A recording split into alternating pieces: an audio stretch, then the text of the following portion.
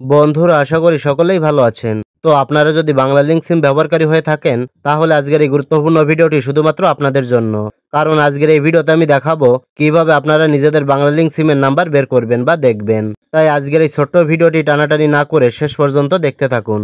কারণ এই ভিডিওতে আমি খুব সহজেই দেখিয়েছি যে কিভাবে যে কোনো বাংলা লিঙ্ক সিমের নাম্বার দেখতে হয় বা বের করতে হয়।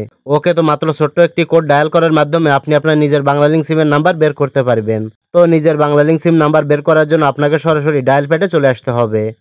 ডায়াল প্যাডে আসার পর বাংলা লিঙ্ক সিমের নাম্বার বের করার জন্য আপনাকে এখানে টাইপ করতে হবে *511#।